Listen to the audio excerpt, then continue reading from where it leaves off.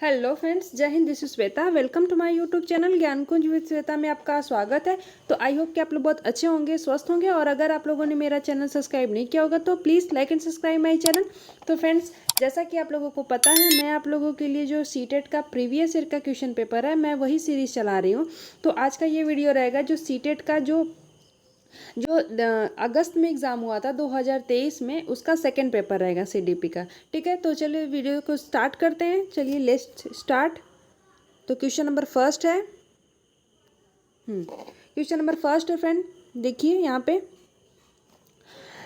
तो देखिए, निम्नलिखित में से कौन सा प्रश्न बच्चों के समालोचनात्मक व रचनात्मक चिंतन को बढ़ावा देता है। ठीक है, तो जो बच्चों के जो समालोचनात्मक और जो रचनात्मक चिंतन को बढ़ावा देता है वो कौन सा है, पहले हम लोग ऑप्शन पढ़ लेते हैं। ऑप्शन फर्स्ट है, पानी के बचाव के लिए सबसे अच्छा तरीका कौन सा हो सकता है और क्यों।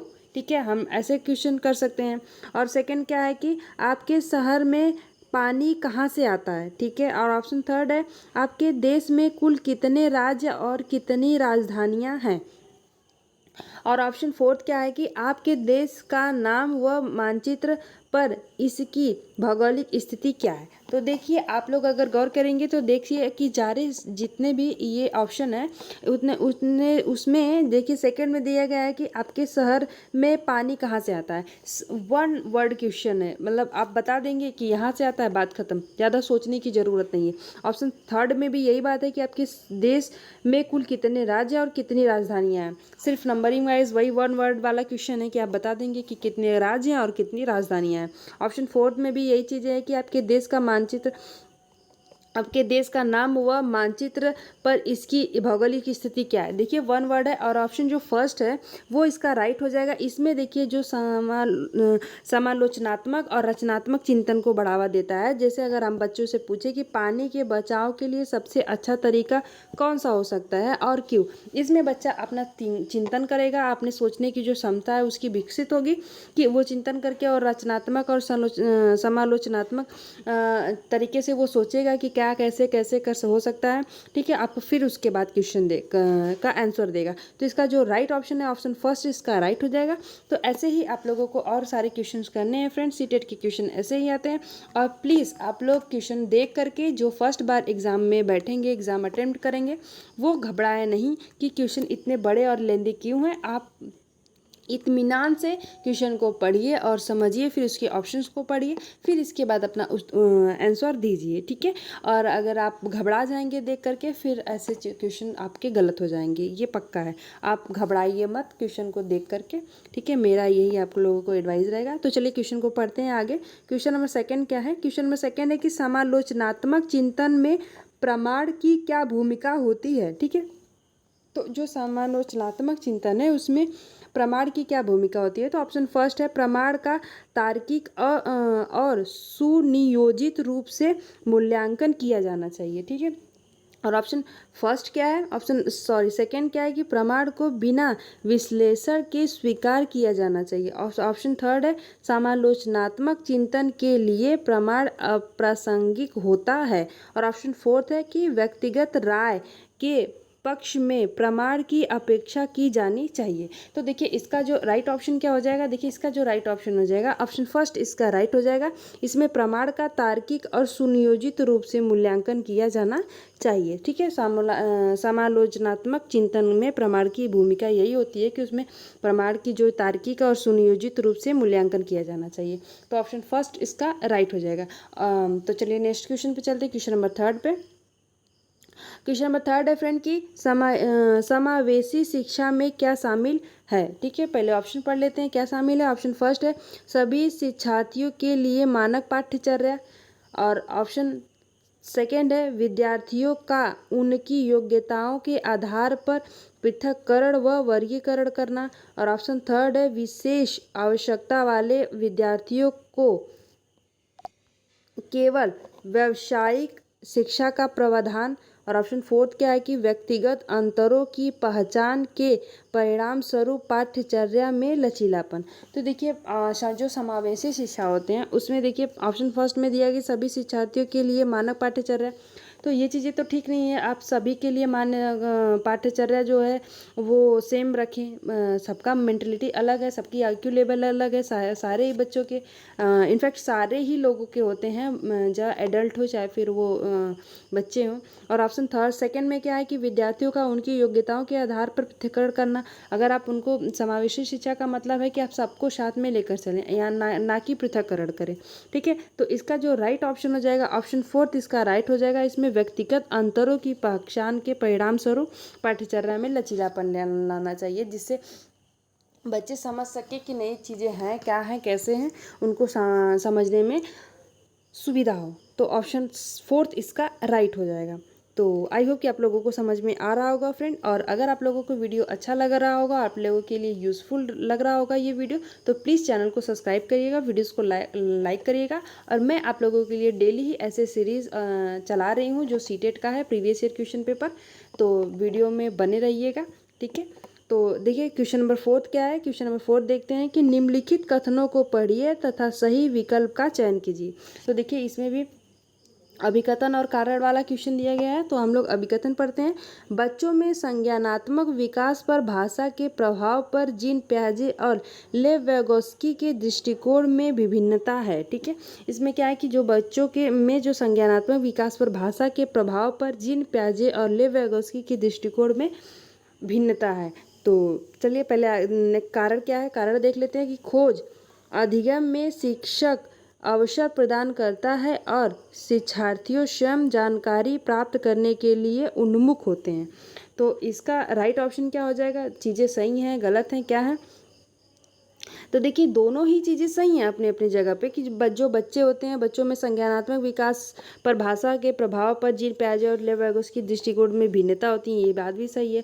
और कारण में भी दिया गया है कि खोज अधिगम शिक्षा अवसर प्रदान करता है और जो विद्यार्थी होते हैं वो स्वयं जानकारी प्राप्त करते हैं, अपने से जानकारी प्राप्त करने के लिए उन्मुख होते हैं। तो दोनों ही चीज़ें सही हैं, लेकिन एक दूसरे की व्याख्या ऐसा कुछ नहीं कर रहा है। ठीक है, तो इसका जो राइट ऑप्शन हो जाएगा ऑप्शन सेकेंड इसका राइट हो जाएगा। दोनों ही सही है परंतु व्याख्या नहीं कर रहा है, तो ऑप्शन सेकंड इसका राइट हो जाएगा। तो चलिए नेक्स्ट क्वेश्चन पे चलते हैं, क्वेश्चन नंबर 5 पे। क्वेश्चन नंबर 5 है फ्रेंड, क्वेश्चन नंबर 5 है कि निम्नलिखित में से कौन सा समूह उन विशिष्टताओं का सही ढंग से उल्लेख करता है जो प्रतिभाशाली विद्यार्थियों और कक्षा में अन्य विद्यार्थियों के बीच आमतौर पर विभिन्न होते हैं। ठीक है, भिन्न होते हैं। तो ऑप्शन ए क्या है कि समझ की अग्रवर्ती गहनता, और ऑप्शन बी है कि सीखने की तेज गति, और ऑप्शन सी है कि समझ के लिए दूसरों पर अधिक निर्भरता, और ऑप्शन डी है शारीरिक विकास की तेज गति। तो इसका राइट ऑप्शन क्या है, देखिए सही विकल्प आपको बताना है कि ए बी सी सही है या फिर बी सी सही है या फिर बी सी और डी सही है या फिर ए और बी सही है। तो इसमें क्या सही है फ्रेंड कि समझ की अग्रवर्ती गहनता, इसमें क्या सही है कि जो समझ की अग्रवर्ती गहनता ये तो चीज़ें सही होनी चाहिए, ये और सीखने की तेज गति ये भी चीज़ें सही हैं, और समझ के लिए दूसरों पर अधिक निर्भरता और शारीरिक विकास की तेज गति ये चीज़ें गलत हैं। तो देखिए इसका जो राइट ऑप्शन हो जाएगा ए बी और सी राइट है, और सी जो डी है वो राइट नहीं है। ठीक है, वो रॉन्ग है। तो नेक्स्ट क्वेश्चन पे चलते हैं, क्वेश्चन नंबर 6 पे। तो क्वेश्चन नंबर 6 है फ्रेंड कि श्रवण बाधिता के संदर्भ में निम्नलिखित में से कौन सा कथन सही है। ठीक है, जो श्रवण बाधिता होते हैं उसमें से राइट ऑप्शन क्या है, पहले हम लोग ऑप्शन पढ़ लेते हैं। ऑप्शन फर्स्ट है श्रवण बाधिता बच्चों के प्रभावी ढंग से संवाद करने की क्षमता को प्रभावित कर सकती हैं। ठीक है, ऑप्शन सेकंड क्या है कि सभी श्रवण बाधिता वाले बच्चों को संवाद करने के लिए सांकेतिक भाषा साइन लैंग्वेज का उपयोग करने की आवश्यकता होती है। और ऑप्शन थर्ड क्या है कि बच्चे के पास तेज आवाज़ें करके बच्चे की सुनने की अक्षमता का विश्वसनीय और तौर पर परीक्षण किया जा सकता है। और ऑप्शन फोर्थ क्या है कि श्रवण बाधिता हमेशा कान की किसी शारीरिक समस्याओं के कारण होती है।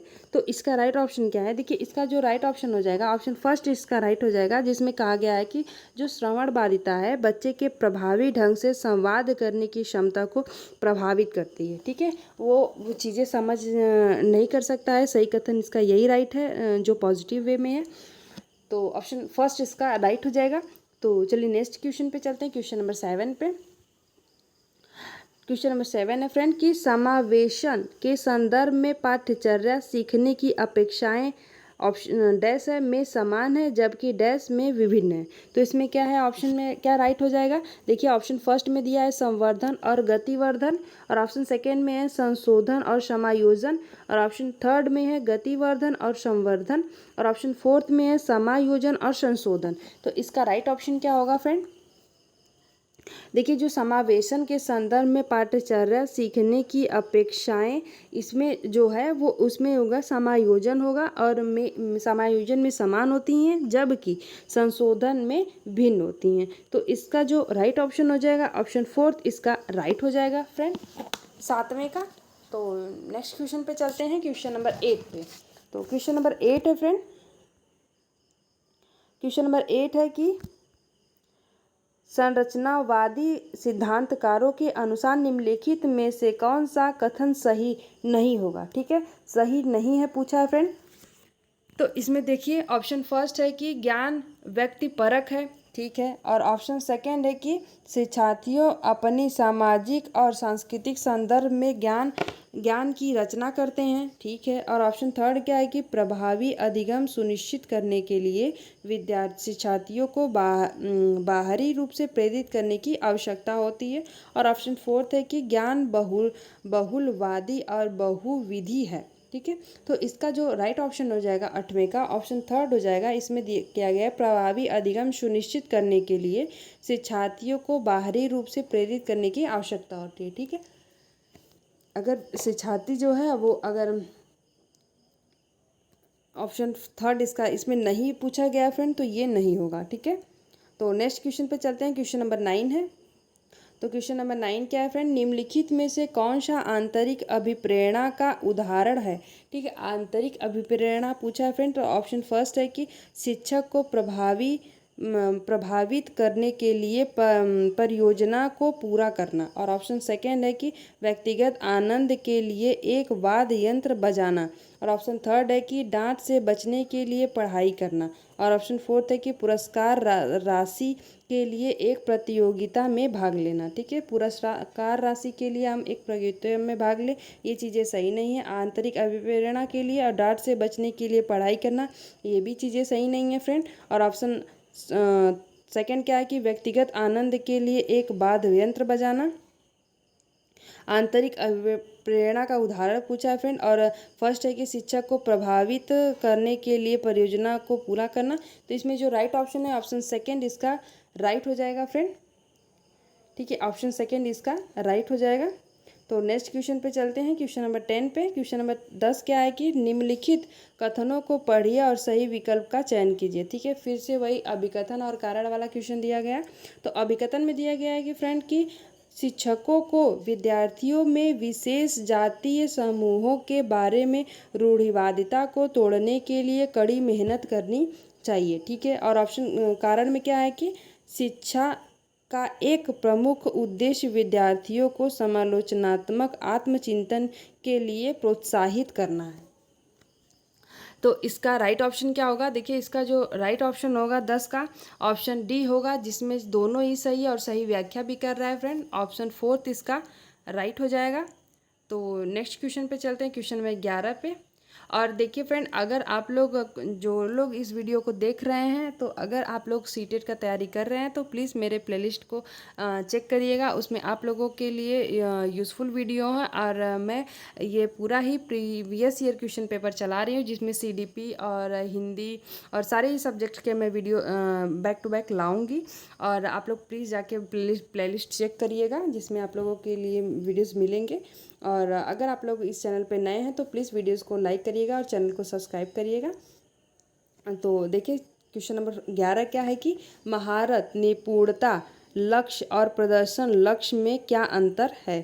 ठीक है, महारत, निपुणता, लक्ष्य और प्रदर्शन लक्ष्य में क्या अंतर है। ऑप्शन फर्स्ट है कि महारत लक्ष्य विफलता से बचने पर केंद्रित होते हैं, जबकि प्रदर्शन लक्ष्य दूसरों से अनुमोदन और मान्यता प्राप्त करने पर केंद्रित होते हैं। और ऑप्शन सेकेंड क्या है कि महारत लक्ष्य अपने कौशल और कार्य की समझ में सुधार करने पर केंद्रित होते हैं, जबकि प्रदर्शन लक्ष्य उच्च ग्रेड प्राप्त करने या बाहरी पुरस्कार प्राप्त करने पर केंद्रित होते हैं। और ऑप्शन थर्ड क्या है कि महारत लक्ष्य दूसरों से अनुमोदन प्राप्त करने पर केंद्रित होते हैं, जबकि प्रदर्शन लक्ष्य विफलता से बचने पर केंद्रित होते हैं। और ऑप्शन फोर्थ क्या है कि महारत लक्ष्य में दूसरों के साथ प्रतिस्पर्धा करने के लिए एक निश्चित स्तर के प्रदर्शन को प्राप्त करने पर ध्यान केंद्रित किया जाता है, जबकि प्रदर्शन लक्ष्य में खुद के कौशल और कार्य की समझ में सुधार करने पर ध्यान केंद्रित किया जाता है। तो देखिए इसका जो राइट ऑप्शन हो जाएगा ऑप्शन सेकेंड हो जाएगा। ठीक है, ऑप्शन सेकेंड में भी यही बात कही गई है कि जो महारत लक्ष्य अपने कौशल और कार्य की समझ में सुधार करने पर केंद्रित होते हैं, जबकि प्रदर्शन लक्ष्य उच्च ग्रेड प्राप्त करने या बाहरी पुरस्कार प्राप्त करने पर केंद्रित होते हैं। ठीक है, तो ऑप्शन सेकेंड इसका राइट हो जाएगा। तो नेक्स्ट क्वेश्चन पे चलते हैं, क्वेश्चन नंबर 12 पे। क्वेश्चन नंबर 12 है फ्रेंड कि भाई बहन के रिश्ते और रिश्तों, यही पूछा है। पहले ऑप्शन पढ़ लेते हैं। ऑप्शन फर्स्ट है कि माता पिता और साथियों के साथ संबंधों से भिन्न होते हैं और बाल्यावस्था में दिख नहीं रहा। माता पिता और साथियों के साथ संबंधों से भिन्न होते हैं और बाल्यावस्था में समाजीकरण में महत्वपूर्ण भूमिका निभाते हैं। और ऑप्शन सेकंड क्या है कि माता पिता और साथियों के साथ संबंधों के समान हैं और बाल्यावस्था में समाजीकरण में महत्वपूर्ण भूमिका निभाते हैं। और ऑप्शन थर्ड क्या है कि केवल प्रारंभिक बाल्यावस्था में ही महत्वपूर्ण भूमिका निभाते हैं। और ऑप्शन फोर्थ क्या है कि समाजीकरण में अधिक भूमिका नहीं है। ठीक है, इसका राइट ऑप्शन क्या होगा? इसका राइट ऑप्शन क्या होगा?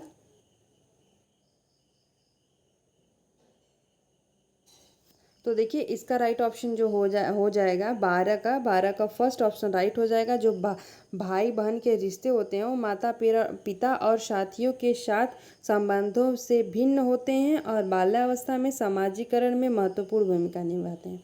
ठीक है, तो ऑप्शन इसका फर्स्ट राइट हो जाएगा 12 का। तो चलते हैं नेक्स्ट क्वेश्चन पे, क्वेश्चन नंबर 13 पे। क्वेश्चन नंबर 13 है फ्रेंड कि निम्नलिखित कथनों को पढ़िए और सही विकल्प का चयन कीजिए। अभिकथन और कार्य वाला क्वेश्चन है। तो अभिकथन में दिया गया है कि बच्चों के बीच विकासात्मक दरों में काफ़ी विभिन्नताएं मौजूद होती हैं। और कारण क्या है कि विकासात्मक अंतर आनुवांशिक और अनुभवात्मक विविधताओं की जटिल अंतःक्रिया का एक अनिवार्य परिणाम है। ठीक है, तो ऑप्शन इसका क्या हो जाएगा? राइट हो जाएगा, रॉन्ग हो जाएगा, क्या होगा? फ्रेंड देखिए आप लोग प्लीज़ कमेंट बॉक्स में भी कमेंट करिए, जिससे कि आप लोगों को अच्छा लगेगा कि कितना आप लोग का राइट ऑप्शन हो रहा है, कितना रॉन्ग हो रहा है। और मैं बार बार अपने वीडियो में बोलती हूँ कि प्लीज़ आप लोग अगर क्वेश्चन सॉल्व कर रहे हैं वीडियोस देख करके, तो आप लोग एक रफ और एक पेन लेके बैठिए, जिससे आप लोगों का आकलन हो सके कि 30 क्वेश्चन में से आपका कितना राइट हो रहा है, कितना रॉन्ग हो रहा है। ठीक है, इससे आप लोगों को एक मोटिवेशन मिलेगा। और जो क्वेश्चन रॉन्ग हो रहे हैं प्लीज़ आप उस टॉपिक को जाके पढ़िए और फिर क्वेश्चन सॉल्व करिए। ऐसे आप लोग अगर अपनी तैयारी करेंगे तो आप लोगों की तैयारी बेहतर होगी। ठीक है, तो इसमें जो राइट ऑप्शन हो जाएगा, देखिए दोनों ही सही हैं। बच्चों के बीच विकासात्मक दरों में काफ़ी विभिन्नताएं मौजूद होती हैं, बात भी सही है। और कारण दिया गया है कि विकासात्मक अंतर आनुवंशिक और अनुभवात्मक विविधताओं की जटिल अंतःक्रिया का एक अनिवार्य परिणाम है। ठीक है, तो इसका जो राइट ऑप्शन है ऑप्शन फोर्थ हो जाएगा। दोनों ही सही हैं और आर एक ही सही व्याख्या करता है। ठीक है, तो नेक्स्ट क्वेश्चन पे चलते हैं, क्वेश्चन नंबर 14 पे क्वेश्चन नंबर 14 है कि निम्नलिखित कथनों में विकास के किस सिद्धांत को दर्शाया गया है। तो इसमें दिखाया गया है कि जो बच्चे अपने शुरुआती वर्षों में भाषा सीखने के लिए अनुकूल वातावरण से वंचित रहते हैं, उन्हें बाद में जीवन में भाषा चुनने में थोड़ी कठिनाई होती है। ठीक है। जो बच्चे होते हैं जो अपने शुरुआती वर्षों में भाषा सीखने के लिए अनुकूल वातावरण से वंचित रहते हैं, उन्हें बाद में भाषा बाद में उनके जीवन में भाषा चुनने में थोड़ी कठिनाई होती है, ठीक है। तो ऑप्शन फर्स्ट है कि भाषा का विकास पूरी तरह आनुवंशिकी पर निर्भर है, और ऑप्शन सेकेंड है कि भाषा और अनुभूति जटिल रूप से परस्पर संबंधित है, और ऑप्शन थर्ड है कि विकास व्यवस्थित और अप्रत्याशित होता है, और ऑप्शन फोर्थ है कि भाषा के विकास का एक संवेदनशील काल है, ठीक है। इसका जो राइट ऑप्शन है ऑप्शन डी हो जाएगा, जो भाषा विकास का एक संवेदनशील काल है, ठीक है। भाषा के विकास का एक संवेदनशील काल है, ऑप्शन फोर्थ इसका राइट हो जाएगा। तो नेक्स्ट क्वेश्चन पे चलते हैं, क्वेश्चन नंबर 15 पे। तो क्वेश्चन नंबर 15 है कि वह विद्यार्थी जो पठन वैकल्य में जूझ रहे हैं को पढ़ना सिखाया जा सकता है, ठीक है। जो विद्यार्थी पठन वैकल्य में जूझ रहे हैं उनको पढ़ना सिखाया जा सकता है, कैसे? ऑप्शन फर्स्ट है उन्हें कई विकर्षणों में अध्ययन करने के लिए प्रोत्साहित करें, और ऑप्शन सेकेंड है कि उच्च ग्रेड स्तर के पठन ग्रंथ प्रदान करके, और ऑप्शन थर्ड है कि सुधारात्मक पठन सुनिश्चित करने के लिए सख्त दंड के उपयोग के माध्यम से, और ऑप्शन फोर्थ है कि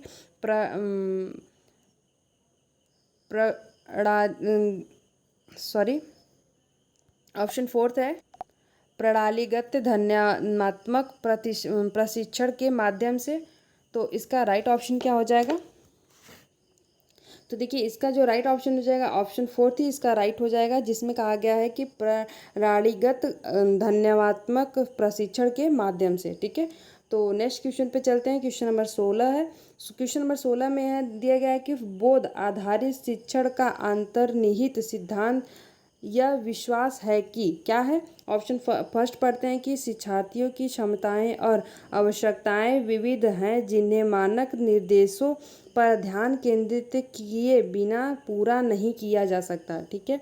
और ऑप्शन सेकंड क्या है कि शिक्षार्थी निष्क्रिय प्राप्तिकर्ता हैं और शिक्षक के पास सही ज्ञान है, और ऑप्शन थर्ड है कि ऐसा करने के लिए एक सुविधाजनक वातावरण प्रदान किए जाने पर शिक्षार्थी ज्ञान का निर्माण कर सकते हैं, और ऑप्शन फोर्थ क्या है कि शिक्षार्थी कम जानते हैं और शिक्षण में विद्यार्थियों के लिए तथ्यों का प्रशासन शामिल है, ठीक है।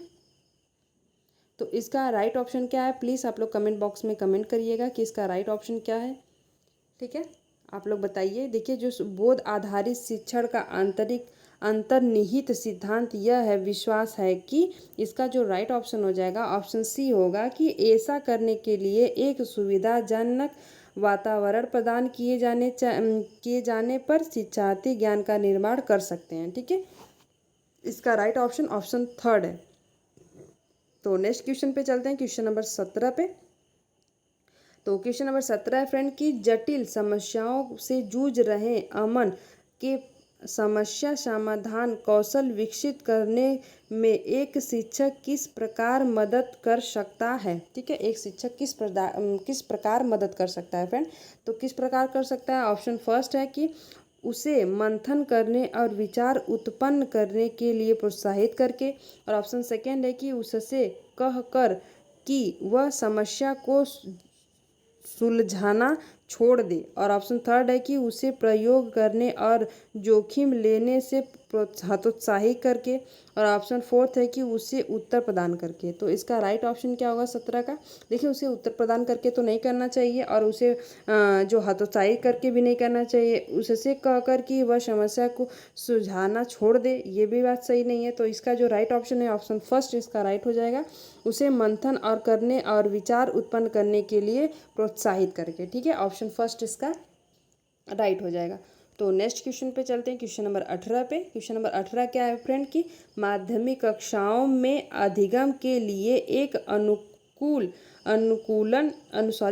कक्षा का वातावरण पर केंद्रित होता है। किस पर केंद्रित होता है? कक्षा का वातावरण सजा और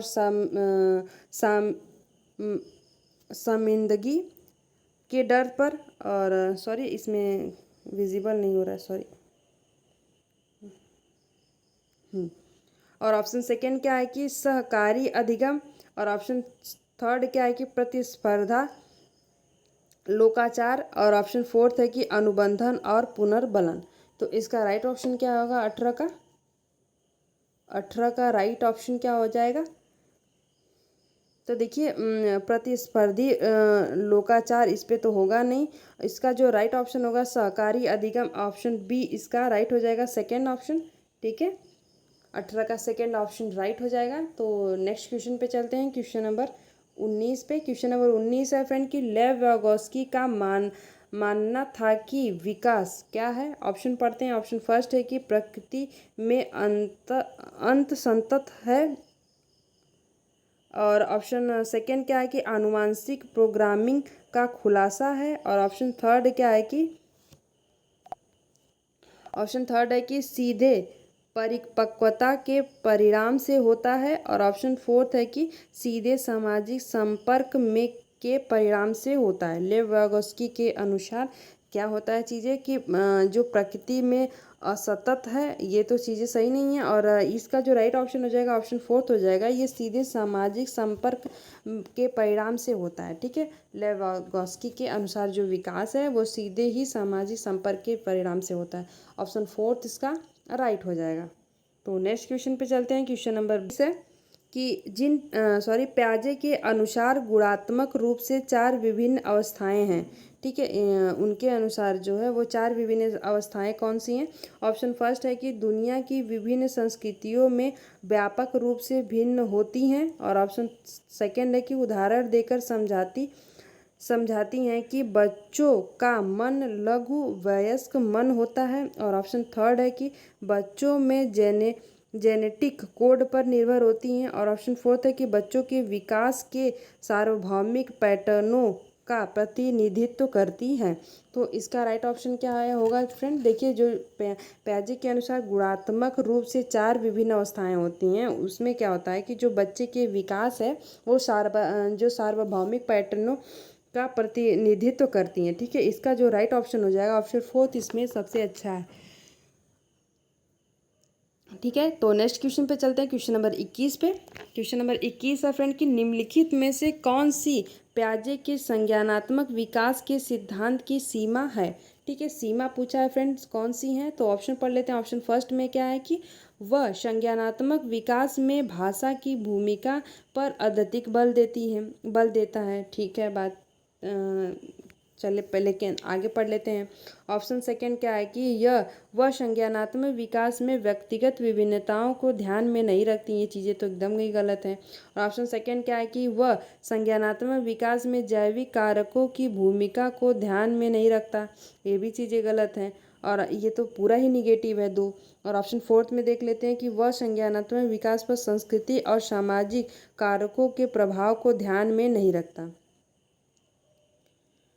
देखिए, वो सामाजिक और सांस्कृतिक कारकों को परिणाम को ध्यान में नहीं रखता। ये चीज़ें सही है। ठीक है, ऑप्शन डी इसका राइट हो जाएगा। तो नेक्स्ट क्वेश्चन पे चलते हैं, क्वेश्चन नंबर 22 पे। ठीक है, क्वेश्चन नंबर 22 है फ्रेंड, एक मिनट। क्वेश्चन नंबर 22 है फ्रेंड कि निम्नलिखित कथनों को पढ़िए तथा सही विकल्प का चयन कीजिए। अभी कथन में दिया गया है कि प्रत्येक वर्ष लता जो कि कक्षा जो है जो 7 की जो शिक्षिका है उनके क्षेत्रों में कैरियर पर चर्चा करने के लिए एक महिला गणित प्रोफेसर और एक पुरुष नर्स को अपनी कक्षा में आमंत्रित करती हैं। ठीक है, और कारण दिया गया है कि लैंगिक जेंडर में अंतर जन्मजात है और समाज के माध्यम से अधिग्रहित नहीं है। ठीक है, तो इसका राइट ऑप्शन क्या हो जाएगा 22वें का? तो देखिए, इसका जो राइट ऑप्शन हो जाएगा, इसमें दिया गया है कि जो प्रत्येक जो ये लता है, इसका जो राइट ऑप्शन है ये अभिकथन जो है ये वो सही है, ए सही है। ठीक है, और आर गलत है। ठीक है, तो ऑप्शन फर्स्ट इसका राइट हो जाएगा। तो नेक्स्ट क्वेश्चन पे चलते हैं, क्वेश्चन नंबर 23 पे। क्वेश्चन नंबर 23 है फ्रेंड कि एक प्रगतिशील कक्षा में विद्यार्थी एक प्रगतिशील कक्षा में विद्यार्थी क्या है? ऑप्शन फर्स्ट है कि अधिक प्रश्न नहीं पूछते हैं, और ऑप्शन सेकंड है ए बी में है कि शिक्षक से प्रश्न पूछते हैं, और ऑप्शन सी है कि एक दूसरे से प्रश्न पूछते हैं, और ऑप्शन डी है स्वयं से प्रश्न पूछते हैं। तो इसका राइट ऑप्शन क्या हो जाएगा? इसका राइट ऑप्शन क्या हो जाएगा? तो देखिए इसमें जो है इसका जो 23 का राइट ऑप्शन हो जाएगा। इसमें अधिक प्रश्न नहीं पूछते हैं, ये चीज़ें गलत हैं। इसमें ए गलत है, बी और सी और डी ये राइट है। ऑप्शन थर्ड इसका राइट हो जाएगा। ठीक है, तो नेक्स्ट क्वेश्चन पे चलते हैं, क्वेश्चन नंबर 24 पे। क्वेश्चन नंबर 24 है फ्रेंड कि पुल्लिंग या स्त्रीलिंग होने से जुड़ी अपेक्षाओं को कहा जाता है और उन्हें सीखा जाता है। क्या कहा जाता है और क्या सीखा जाता है फ्रेंड? ऑप्शन है, ऑप्शन फर्स्ट है कि जेंडर भूमिकाएं बाल्यावस्था की सभी अवस्थाओं से लेकर वयस्कता में भी, और ऑप्शन सेकेंड है कि जेंडर स्थिरता प्रारंभ में किशोरावस्था के दौरान, और ऑप्शन थर्ड है कि जेंडर रूढ़िवादिता केवल मध्य बाल्यावस्था के दौरान, और ऑप्शन फोर्थ है कि जेंडर पूर्वाग्रह मुख्य रूप से प्रारंभिक बाल्यावस्था के दौरान। तो इसका राइट ऑप्शन क्या हो जाएगा? देखिए जो पुल्लिंग या स्त्रीलिंग होने से जुड़ी अपेक्षाओं को जो जेंडर भूमिकाएं कहा जाता है, ये बात तो सही है। तो जेंडर भूमिकाएं किसे? ऑप्शन फर्स्ट में है, और इन्हें बाल्यावस्था की सभी अवस्थाओं से लेकर वयस्कता में भी है। ठीक है, ऑप्शन फर्स्ट इसका राइट हो जाएगा 24 का। ऑप्शन फर्स्ट इसका 24 का राइट हो जाएगा। तो नेक्स्ट क्वेश्चन पे चलते हैं, क्वेश्चन नंबर 25 पे। क्वेश्चन नंबर 25 है फ्रेंड कि बुद्धि के संदर्भ में निम्नलिखित में से कौन सा दृष्टिकोण शिक्षार्थियों के बीच विविधता के सम्मानपूर्ण विचार का समर्थन करता है? ठीक है, जो सम्मानपूर्ण विचार का समर्थन करता है वो कौन सा है? ऑप्शन फर्स्ट है कि बुद्धि वातावरणीय कारकों से प्रभावित नहीं होती हैं, और ऑप्शन सेकेंड है कि बुद्धि आनुवंशिक कारकों से प्रभावित नहीं होती हैं, और ऑप्शन थर्ड है कि बुद्धि को मापने के लिए बुद्धि लब्धि परीक्षण ही एकमात्र साधन है, और ऑप्शन फोर्थ है कि बुद्धि बहुआयामी है और समय के साथ बदल सकती हैं। तो इसका जो राइट ऑप्शन है ऑप्शन फोर्थ ही इसका राइट हो जाएगा कि जो बुद्धि है वो बहुआयामी होती हैं। जैसे कि आप लोग जानते हो कि हार्वर्ड गार्डनर ने बताया है कि बुद्धि 8 प्रकार की होती हैं और ये समय के साथ बदलती रहती हैं। ठीक है, ऑप्शन फोर्थ इसका राइट हो जाएगा। तो नेक्स्ट क्वेश्चन पे चलते हैं, क्वेश्चन नंबर 26 पे। क्वेश्चन नंबर 26 है कि निम्नलिखित में से किसने सामान्य बुद्धि की अवधारणा की आलोचना की है और बुद्धि का एक वैकल्पिक सिद्धांत प्रस्तावित किया? तो कौन सा ऐसा लोग हैं कि जो निम्नलिखित में से जो सामान्य बुद्धि की अवधारणा की आलोचना की हैं और बुद्धि का एक वैकल्पिक सिद्धांत प्रस्तावित किया है? ऑप्शन फर्स्ट है जीन पियाजे, और ऑप्शन सेकेंड है हार्वर्ड गार्डनर, और ऑप्शन थर्ड है लेव वैगोस्की, और ऑप्शन फोर्थ है चार्ल्स स्पीयरमैन। तो इसका जो राइट ऑप्शन हो जाएगा ऑप्शन सेकेंड ही हो जाएगा। जैसा कि मैं आप लोगों को पिछले क्वेश्चन में भी बताई थी, जो हार्वर्ड गार्डनर है उन्होंने ही सामान्य बुद्धि की अवधारणा दी थी और बुद्धि का एक वैकल्पिक सिद्धांत का प्रस्तावित किया था। ठीक है, तो नेक्स्ट क्वेश्चन पे चलते हैं, क्वेश्चन नंबर 27। क्वेश्चन नंबर 27 है फ्रेंड कि लॉरेंस कोहलबर्ग के सिद्धांत की आलोचना कैरल गिलिगन द्वारा है। ठीक है, आप लोगों को याद होगा तो मैं आप लोगों को पिछले क्लास में बताई थी कि जो ये अगस्त 2023 का जो पेपर हुआ था, पेपर वन में ऐसे क्वेश्चन आए हुए थे कैरल गिलिगन द्वारा। ठीक है, देखिए इसमें भी पूछा गया है, तो इसलिए मैं आप लोगों को कहती हूँ कि आप लोग प्रीवियस ईयर आप लोग अपना अच्छे से तैयार कर लीजिए, जिसमें से क्वेश्चन फंसते हैं, लैग करते हैं, यहाँ तक कि कभी कभी तो हुबहू क्वेश्चन दिए जाते हैं। ठीक है, तो इसके वजह से आप लोग प्रीवियस ईयर अच्छे से अपना तैयार कर लीजिए। तो इसका हम लोग ऑप्शन पढ़ लेते हैं। ऑप्शन फर्स्ट में क्या है कि नैतिक तर्क में लागत विभिन्नताओं की अपेक्षा करने के लिए की गई हैं, और ऑप्शन सेकेंड क्या है कि विश्लेषण के मात्रात्मक तरीकों को लागू नहीं करने के लिए की गई हैं, और ऑप्शन थर्ड है कि नैतिक विकास का एक चरण सिद्धांत प्रस्तुत करने के लिए की गई हैं, और ऑप्शन फोर्थ है कि प्रास्ताविक जीवन की स्थितियों के माध्यम से तथ्यों को एकत्र करने के लिए की गई हैं। ठीक है, तो इसका राइट ऑप्शन क्या हो जाएगा 27 का। लॉरेंस कोहलबर्ग के सिद्धांत की जो आलोचना कैरल गिलिगन द्वारा की गई है वो किसमें की गई है फ्रेंड? तो देखिए जो नैतिक तर्क में लागत विभिन्नताओं की अपेक्षा करने के लिए की गई है। ठीक है, ऑप्शन फर्स्ट इसका राइट हो जाएगा।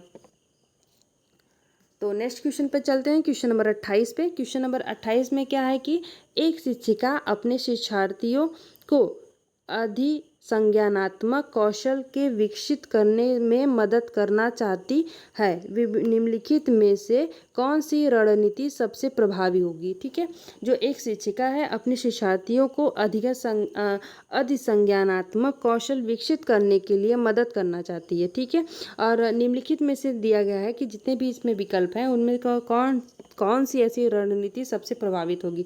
तो पहले हम लोग इसका ऑप्शन पढ़ लेते हैं। ऑप्शन में क्या दिया गया? ऑप्शन फर्स्ट में विद्यार्थियों को अभिप्रेरित करने के लिए लगातार ग्रेड और प्रतिपुष्टि प्रदान करना है। और ऑप्शन सेकेंड में क्या है कि विद्यार्थियों को प्रोत्साहित करना कि वह स्वयं अपने अधिगम पर चिंतन करे और अपनी प्रगति का मूल्यांकन करे। ऑप्शन थर्ड में क्या है कि विद्यार्थियों को याद करने के लिए पाठ सौंपना और उन्हें पाठ्य पुस्तक से जानकारी दोहराने के लिए प्रोत्साहित करना। और ऑप्शन सेकेंड क्या है कि विद्यार्थियों को सभी सीखने के कार्यों के लिए विस्तृत और निर्देशात्मक निर्देश प्रदान करना। तो इसका राइट ऑप्शन क्या होगा फ्रेंड? देखिए जो विद्यार्थियों को याद करने के लिए सौंपना, ये थर्ड वाला तो एकदम सही गलत है। और ऑप्शन इसमें इस फोर्थ में क्या है कि विद्यार्थियों को सभी सीखने के कार्यों के लिए विस्तृत और निर्देशात्मक निर्देश प्रदान करना, तो आप निर्देश किसी को नहीं दे सकते हैं फ्रेंड। और इसका जो राइट ऑप्शन है ऑप्शन फर्स्ट इसका राइट हो जाएगा 28वें का, जिसमें कहा गया है कि विद्यार्थियों को अभिप्रेरित करने के लिए लगातार ग्रेड और प्रतिपुष्टि प्रदान करना। ठीक है, तो नेक्स्ट क्वेश्चन पे चलते हैं, क्वेश्चन नंबर 29 पे। क्वेश्चन नंबर 29 में क्या है फ्रेंड कि निम्नलिखित कथनों को पढ़िए और सही विकल्प का चयन कीजिए। अभिकथन में दिया गया है फ्रेंड कि शिक्षकों को संकल्पना को मजबूत करने के लिए विद्यार्थियों को अपने स्वयं में संकल्पना के उदाहरणों और गैर उदाहरणों की पहचान करने के लिए कहना चाहिए। ठीक है, तो क्या करना चाहिए? उदाहरणों के बारे में सोचने में संकल्पना को मजबूत किया जाता है और जबकि गैर उदाहरण विद्यार्थियों को भ्रमित करते हैं। ठीक है, तो इसका राइट ऑप्शन क्या हो जाएगा? देखिए इसमें जो है जो है पहला जो दिया गया है कि शिक्षकों को संकल्पना को मजबूत करने के लिए विद्यार्थियों को अपने स्वयं के संकल्पना के उदाहरणों और गैर उदाहरणों की पहचान करने के लिए कहना चाहिए, ये चीज़ें सही हैं, लेकिन कारण गलत दिया गया है कि उदाहरण के बारे में सोचने में संकल्पना को मजबूत किया जाता है जबकि गैर उदाहरण विद्यार्थियों को प्रभावित करता है। ये चीज़ें सही नहीं है, तो ऑप्शन ए इसका राइट हो जाएगा। आर गलत है और ए सही है। ठीक है, तो नेक्स्ट क्वेश्चन पे चलते हैं, क्वेश्चन नंबर 30 पे, जो कि आज की वीडियो का लास्ट क्वेश्चन है। ठीक है, 30 क्वेश्चन में से लास्ट क्वेश्चन है। क्या है कि अधिगम के सामान्य सिद्धांत बताते हैं कि विद्यार्थी बेहतर रूप से सीखते हैं यदि शिक्षक क्या है? ऑप्शन फर्स्ट है कि पहले अवधारणा को उनके प्रतीकात्मक रूप में प्रस्तुत करें और फिर उसके भौतिक रूप पर आए। और ऑप्शन सेकंड क्या है कि पहले उस पर चर्चा करें जिसके बारे में विद्यार्थी को नहीं पता है और फिर उस पर आए जो विद्यार्थी पहले से ही जानते हैं। और ऑप्शन थर्ड में क्या है कि पहले अवधारणा का संपूर्ण रूप से परिचय दें और फिर उसकी बारीकियों पर आएं। और ऑप्शन फोर्थ क्या है कि पहले तर्क और कारण के संदर्भ में अवधारणाओं पर चर्चा करें और फिर विचारों को सत्यापित करने का अवसर दे। तो इसका राइट ऑप्शन देखिए यही हो जाएगा, चौथा ही, जैसे पहले ही तर्क और कारण के संदर्भ में अवधारणाओं पर चर्चा करें और फिर विचारों को सत्यापित करने के अवसर प्रदान करें। ठीक है, 30 का जो राइट ऑप्शन हो जाएगा, ऑप्शन 4 इसका राइट हो जाएगा। तो आई होप फ्रेंड आप लोगों को वीडियो अच्छा लगा होगा और समझ में आया होगा। तो प्लीज़ चैनल को सब्सक्राइब करिएगा जो लोग भी नए हैं, और वीडियोस को लाइक करिएगा और अपने फ्रेंड सर्कल में प्लीज़ इसको सेंड करिएगा जिसको मदद मिल सके, जो लोग भी तैयारी कर रहे हैं। और ऐसे ही मैं इस जो आगे की सीरीज़ चला रही हूँ, जो CDP की सीरीज़ चल रही है अभी इस टाइम में, और ऐसे ही सारे सब्जेक्ट की सीरीज़ में चलाऊंगी आगे चल करके। और डेली ऐसे वीडियो आप लोगों को आते रहेंगे जो प्रीवियस ईयर के क्वेश्चन पेपर हैं। और मैं बार बार आप लोगों को बोलती हूँ कि आप लोग अपने प्रीवियस ईयर के क्वेश्चन पेपर जो हैं, जितने भी क्वेश्चन हैं उसको आप लोग अच्छे से कर लीजिए, सॉल्व कर लीजिए, देख लीजिए। और जो क्वेश्चन गलत हो रहे हैं उस टॉपिक को पढ़िए। और अगर आप लोग ऐसे तैयारी कर रहे हैं तो आप लोगों का अच्छे वे में कर रहे हैं, और जो लोग नहीं कर रहे हैं तो प्लीज़ ऐसे ही करिए, जिससे आप लोगों का जो प्रीवियस ईयर के अगर क्वेश्चन लगा रहे हैं तो सीटेट के लिए बहुत ही बेनिफिट होता है। तो आप लोग स्टडी करते रहिए। मिलते हैं नेक्स्ट वीडियो में नेक्स्ट टॉपिक के साथ, नेक्स्ट ईयर के जो प्रीवियस ईयर है उसके साथ। तो आप लोग स्टडी करते रहिए, अपना ध्यान रखिए friend. Thank you so much, take care, thank you so much.